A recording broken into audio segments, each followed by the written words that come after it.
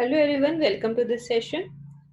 In the previous lesson, we have learned about the most important classification algorithm in machine learning, like logistic regression, neural network, decision tree, support vector machine.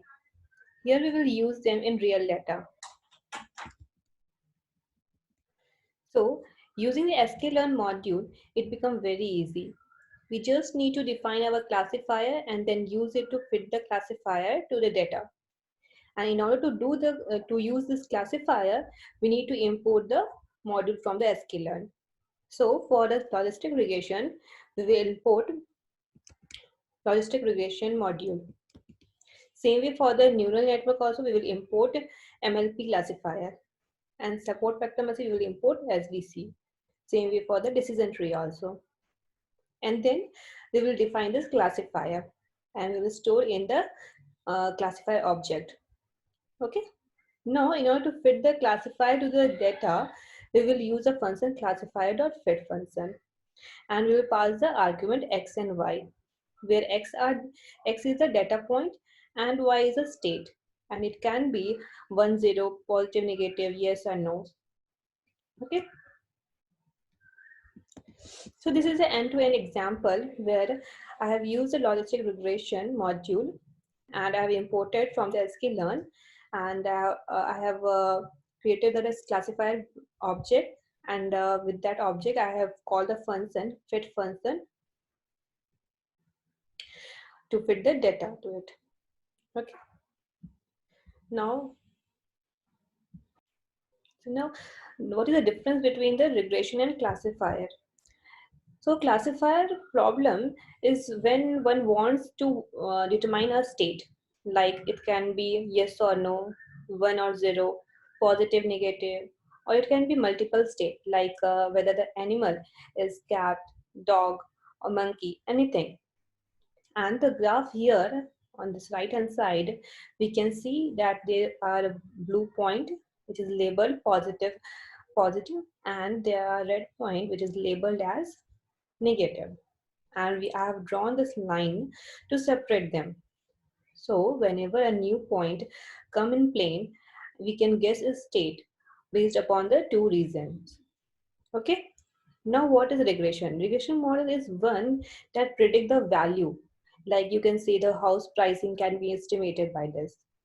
So here in the graph, you can see that we have drawn a line that fits the data closely.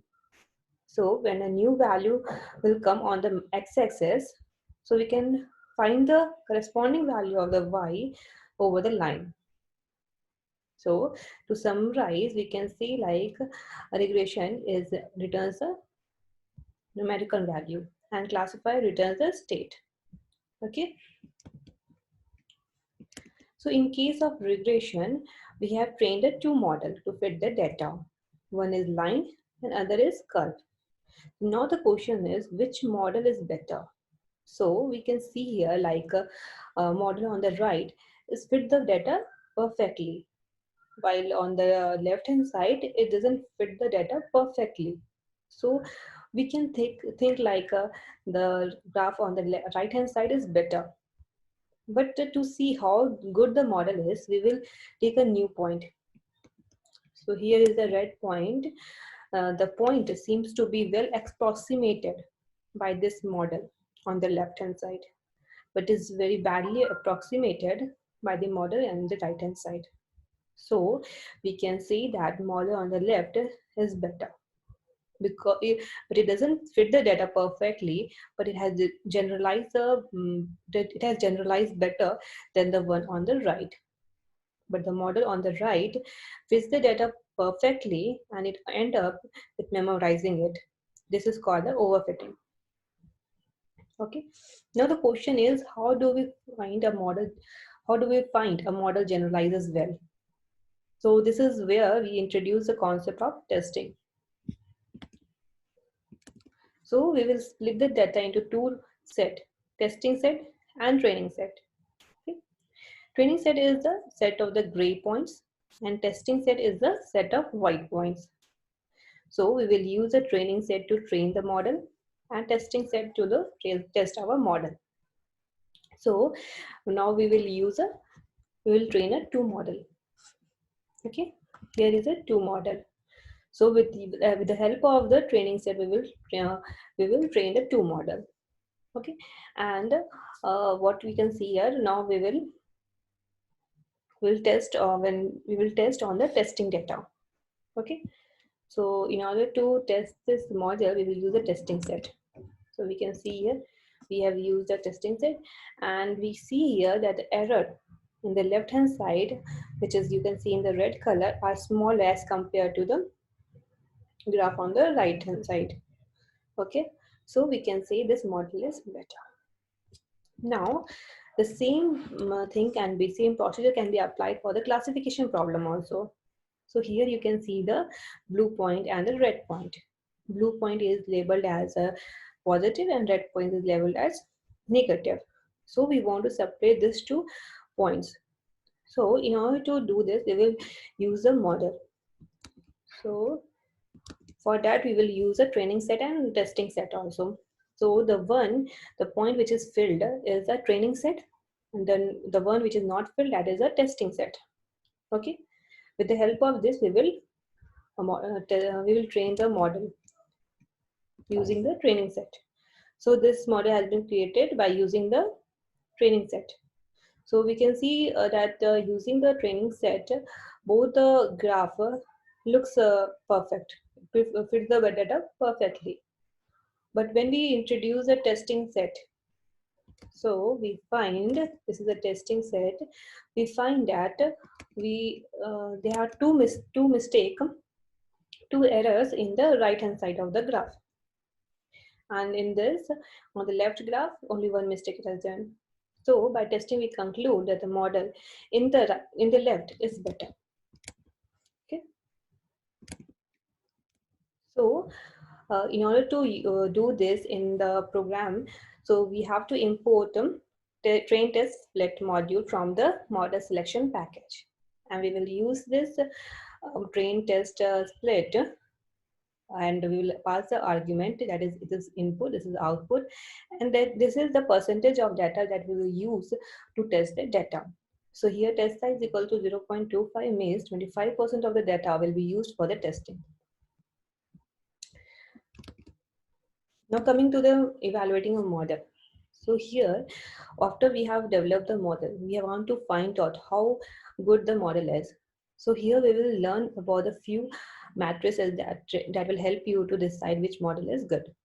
So let's take a two example. First of all, we will take this example that will tell us whether the person is healthy or sick. Now second example we will take as a spam detector, which will tell whether the email is spam or not. So let's look at the first model, to diagnosis and illness. So here there can be a four possible cases. The first case will be like when a patient is sick, actually sick, and the model correctly diagnoses them as a sick. This is a sick patient and I will send it for the treatment. This case is called as a true positive. So another case will be like when a person is healthy actually and model correctly diagnoses them as a healthy. This is the healthy person and that will be sent to the home with no treatment. This is called as a true negative. Okay. Now, when a patient is sick and model incorrectly diagnoses as a healthy person. So this is a mistake. It means that we are sending the sick person back home with no treatment. This is called as a false negative.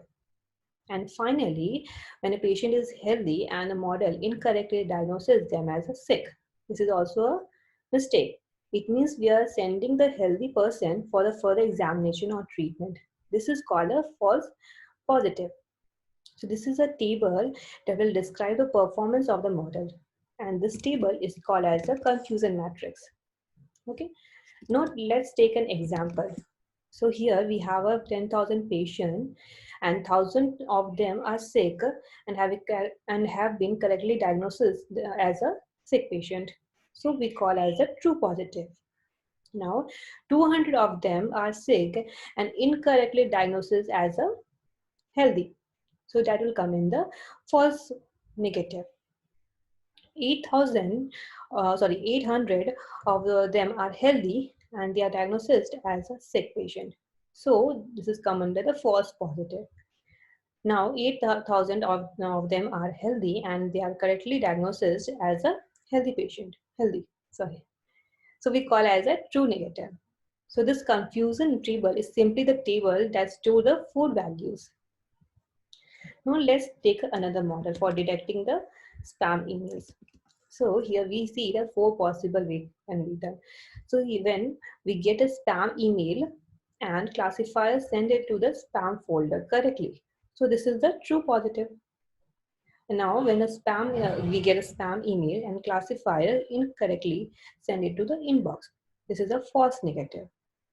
Now when we get the good email, okay, now we get a good email that is not a spam, that is from the email from the parents, and classifier incorrectly send it to the spam folder. This is a mistake. This is come under the false positive. Now when we are getting the good email and classifier send it to the inbox, that is a true negative. Now let's take an example. So there are 100 of emails, out of which 100 spam emails have been correctly sent to the spam folder. 170 of the spam 170 spam email has been sent to the inbox, that is in the false negative. 30 non-spam has been sent to the spam folder, okay, and 700 not spam email has been sent to the inbox. So here you have seen the confusion matrix. Now I will give you the model. You have to create the confusion matrix. So in this figure, you can see this is the blue point and red point, where this blue point is labeled as a positive, this is labeled as a negative, and this line separate the positive reason with the negative reason. So positive reason is above the line and negative reason is below the line. So you have to fill this confusion matrix with the number of the true positive, false positive, and true negative. So that's all for this video. I will see you in the next video. Thanks for watching this video.